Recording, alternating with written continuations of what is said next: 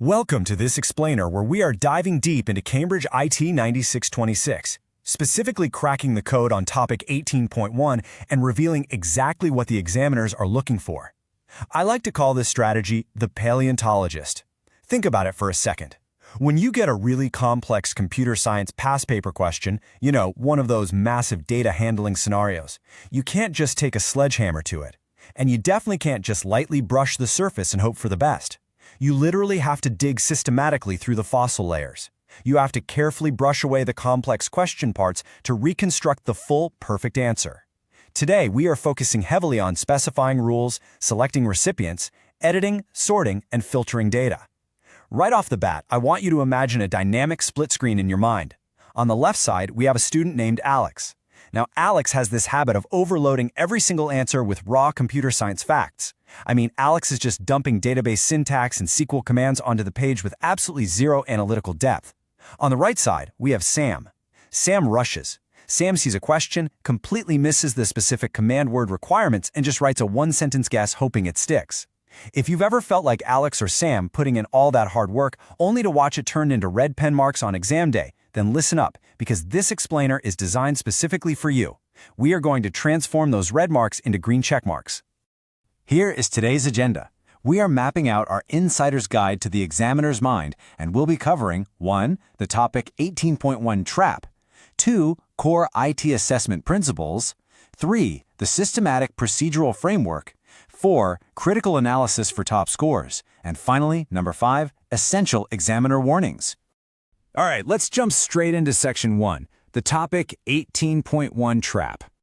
The core issue in topic 18.1 usually revolves around a scenario where you are asked to define precise rules for a mail merge, a database query, or a complex spreadsheet filter. But here is the thing. The trap isn't the technology itself. The software is just a tool. The real trap is the disconnect between what you know and how you actually present it to the examiner. Think back to Alex and Sam from our split-screen example.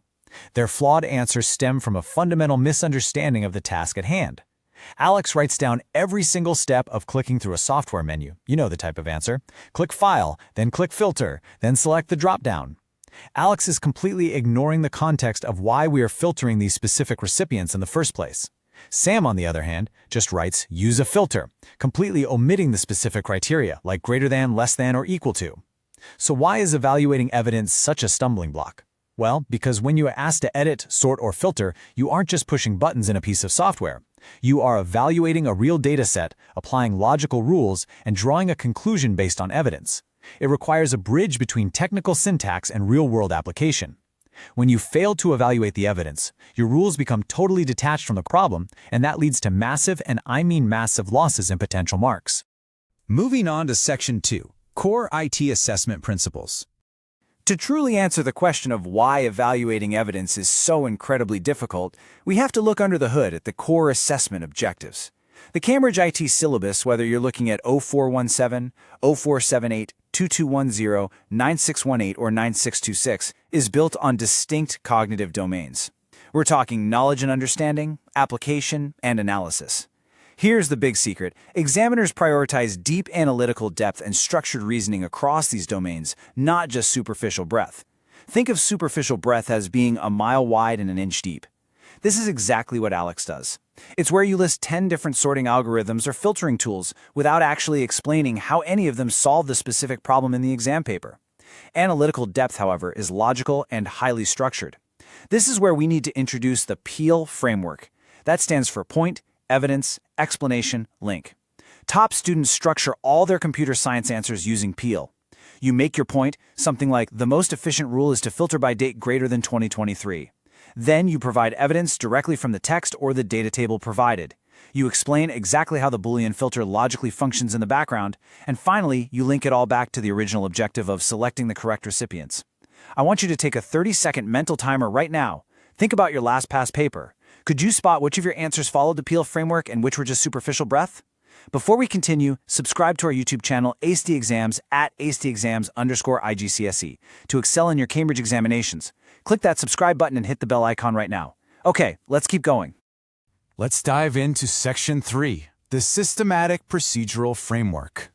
So let's take that theory of analytical depth and turn it into a concrete, repeatable system.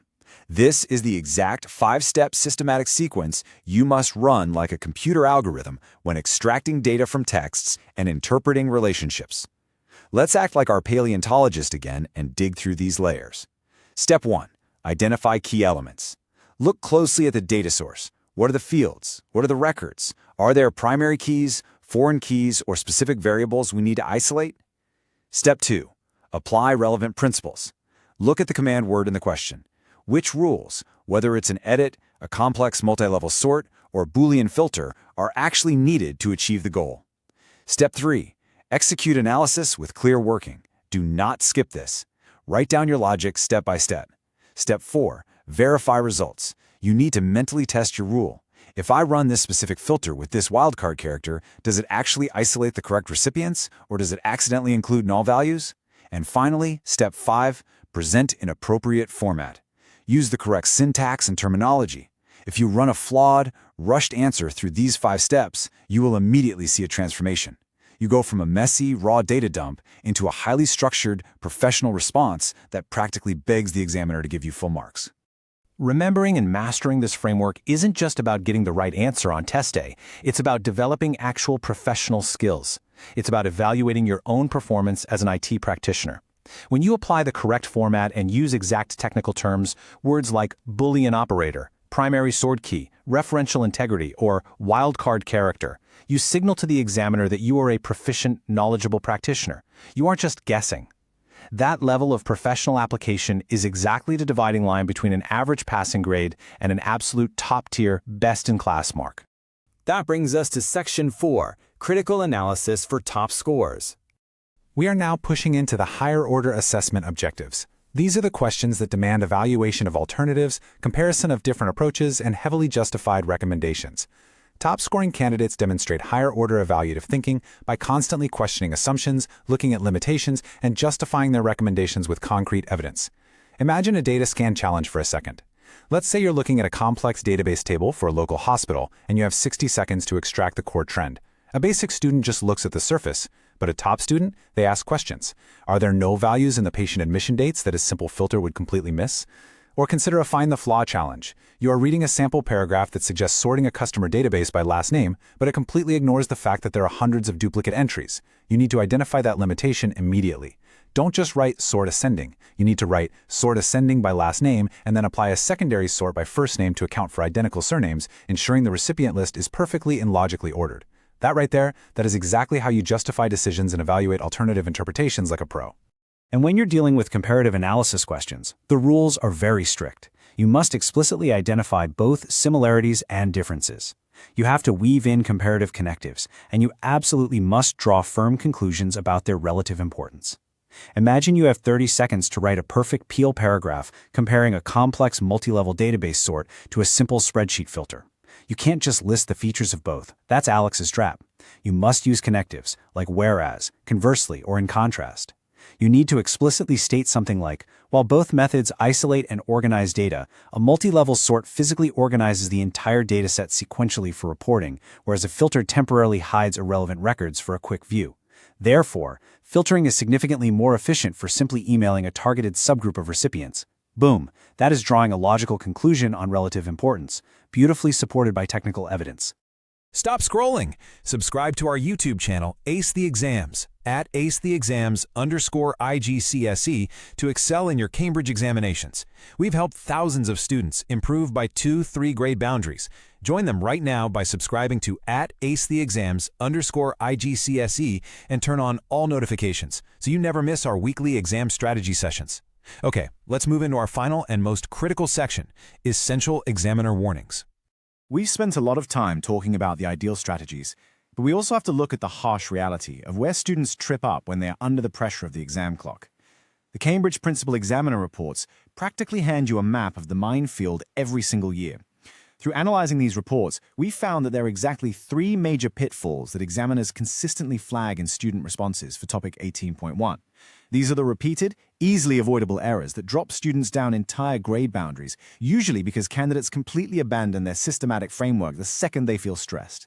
Let's break down this table. Failing to include proper format, forgetting to double-check presentation, and writing generic answers not specific to the context will instantly cost you. Mistake 1. Forgetting proper format. If the question explicitly asks for a specific search criterion string, say using a wildcard for a mail merge, and you just write a vague, descriptive sentence, you lose easy marks. You have to write the exact syntax. Mistake 2. Presentation. If your final output isn't logically presented, you completely miss the professional benchmarks required by the Cambridge syllabus. But mistake 3 is by far the deadliest. Answers that are not specific to the context. This is our student Alex's fatal flaw from the beginning of the explainer. Memorizing a textbook definition of a Boolean filter and pasting it word for word into the answer box ignores the fact that the exam scenario is about filtering a local hospital's patient database for a specific medical trial. If your answer could apply to literally any database in the world, it fails the application objective for this specific exam question. You have to use the field names provided in the scenario. But don't panic, because here is your ultimate lifeline, the method mark strategy. This strategy rewards you for showing your working and your systematic processing, even if your final output has a tiny error. This is exactly why the paleontologist strategy is so incredibly vital. When you dig carefully, layer by layer, and physically document your excavation on the exam paper, the examiner can see your logic. In computer science, let's say you attempt a really complex nested filter. You get 90% of the way there, but you mess up the final syntax bracket or use an or instead of an and right at the end. If your logical steps leading up to that mistake were sound and clearly written out using the Peel framework, you can still capture the vast majority of the marks. The process of getting there is often just as valuable as the final output. I want you to read this quote. The examiner alerts are explicitly clear about this. Students lose marks by not showing working. It is such a simple warning, yet thousands of candidates ignore it every single year. When you are editing, sorting, or filtering, explicitly state your criteria. Write down your primary sort key. Write down your secondary sort key. Write down the exact logical operators you are using, greater than, less than, not equal to, and explain why you chose them. If you make a mathematical or syntactical slip at the very end, the examiner looks at your written working, nods their head because they understand your logic, and awards you those crucial method marks. Listen to me. Never ever leave your reasoning invisible. Put it on the page. Let's recap everything to guarantee you capture those essential marks. We've built the complete computer science answering system, and it comes down to 3 non-negotiable rules. 1. Command word decoding and prioritizing deep analysis over superficial breadth by rigidly applying the Peel framework. 2. Following the 5-step procedural framework every single time you encounter a data extraction question. And 3. A strict time management matrix where you always show your working to secure those method marks, even if you are rushing at the end. Students who implement these computer science strategies see an average improvement of 2 grade boundaries, but only if they practice consistently with our weekly videos. As you prepare for your exams, I want you to ask yourself a serious question. Are you still relying on superficial breadth like Alex or rushing like Sam? Or are you finally ready to dig deep, extract the data correctly, and demonstrate true analytical depth? Stop guessing, start analyzing, and think exactly like a Cambridge examiner. Here's your final reminder. Subscribe to our YouTube channel Ace the Exams at acetheexams_IGCSE to excel in your Cambridge examinations. Subscribe right now to acetheexams_IGCSE and click that bell. Don't let another exam pass you by. Drop a comment below with your target grade for computer science and the biggest challenge you're facing. Our team responds to every comment. Like and share this video with a study partner. Ace the Exams, your Cambridge success starts here.